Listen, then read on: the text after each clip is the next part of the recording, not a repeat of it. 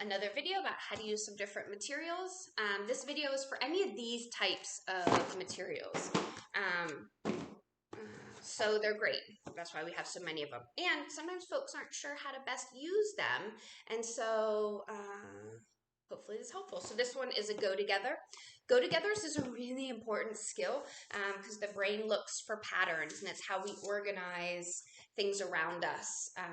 It also can help us with our activities of daily living. So if I have to go brush my teeth, I need to know that I need my toothbrush, my toothpaste, I need to be near a sink, maybe I need a cup, right? So there's different things I need to do that. So go-togethers are really important. And let me take a couple out. One of the nice things about these are that they are airless learning, right? So these fit together. I've got a shirt and a tie. They fit together. So I know that these go together. So even while you're working on, maybe the learner's not yet at this content level, we're doing puzzles. We're doing these two pieces fit together. We're labeling, they go together because this is a shirt and this is a tie, and they go together. So we're doing some labeling, some tacting, as well as the go-together parts. We're building vocabulary. What is this shirt, right? So you can do some expressive labeling. Point to the tie, right? So we can do some receptive labeling. Here's a brush and a comb. Again, building up vocabulary with those really important things that they're going to see around them, although based on my hair, you wouldn't know that I'd know about a brush and a comb, and that's okay. So you can kind of put these together. You don't have to do the whole box. Sometimes I wonder if folks aren't sure what to do with them because there's so many in there. And they're in chunks. So like there's this, but we also have other chunks like sets. So you don't have to do all of them, and don't, right? That's a lot. I don't even know how many's in here. It doesn't say on the box, but yes, it does. 30 self-correcting puzzle sets for teaching associations. That's a lot. Even if you grab a stack, they're all put together. So please put them back the way that you found them. So we're setting our next person up for success. Pull 3 out and do 3. For a tiny learner, you're just labeling, have them put them together, and then put them away so that they're learning that when these box sets come out that are more like work, you don't have to do the whole box. So we're making the work amount or duration contingent upon where they're at. So these are so good. You don't have to do all of them in the box. Use them, make them fun. You can label them.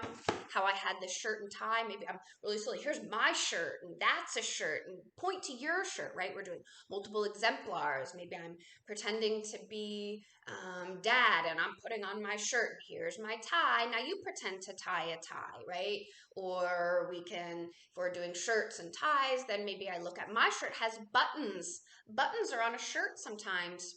Your shirt doesn't have buttons. They're both shirts, so that's the same, but they're different because mine has buttons and yours doesn't, right? These things are connected because we just did the shirt and the tie go together, and then I can draw that or connect that to like what I'm wearing versus what they're wearing. So many options. For our littles, as you are kind of putting the pieces together, I should have closed it up. You can make the silly sound. Shirt goes with tie, right? I can't whistle very good, but that's another sound the kids often like. How about that? That worked. I couldn't have planned that better. So it doesn't always have to be language, even when we're working on language, right? Because we might be talking too much. So what do I want them to hear? Shirt and tie. And then I can make a silly sound making them go together. So that's the go-togethers. We've got sequencing, also great to be putting, first it's an egg, then it's a baby chick, then it's a chicken. You don't have to do all of them. And these are also in bunches. So like all the car sequence of 3 goes here. The letter sequence, A, B, and C, are all here. You don't have to do the whole box. Just do a couple of them. You can offer them the choice. Do they want to, hold 2 up, this or this? So they're making choices. You can count the matches you've made. You can have them put them together for some fine motor. You can make up a story. So this one is like a apple pie. So there's apples, there's like sugar and other materials, other ingredients, and then the pie. And maybe I tell a story. We went and we picked apples in the orchard. Then I got some sugar and flour and I mixed it together.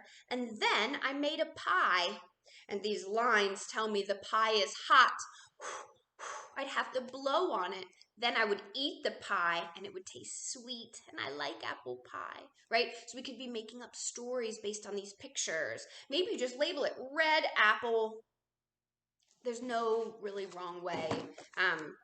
This one is another of the same. They're self-correcting, as in you can't put them together wrong. So the teaching is airless. It's a cow, so C-O-W, ooh, right? Cow. We can do segmenting. We could make cow and then we put it together and the cow goes moo, and we can label the colors. We can talk about his tail. We could, cow rhymes with pow, now, sow. We can do so many things with these. And again, you don't have to do the whole box. You just do as many as you believe the child can do. And remember, if I say we're going to do 5 and I overestimate it and I see the child, those early precursors that tell me they are fading out, that's not a kiddo issue. That's a me issue. I picked 5. 5 is too many. Quit while you're ahead and say, you did such a good job. We only had to do 3. I'm going to put the other in the box. Way to go. Then you're ending on a positive, because as soon as you start to see their attention drift, they're not necessarily engaged in the learning anymore. So we want to end on your decision. Right? So I'm deciding that we're done. It's totally okay to change the duration if you overdid it. Don't underdo it and then ask them to do more, right? That's not for most of, unless that's a program, but most of our learners, or do that if there's a program for it. But it's okay to say, we're going to do 5, and then you start to lose them after 3, and you say, we did 3, we can be all done because you worked so hard. Another reminder about labeling that praise is saying things like, you worked hard, not you're so smart, right? One is static, being smart or not, and really we want to reinforce effort, or things like, your letters. That's a yes or a no.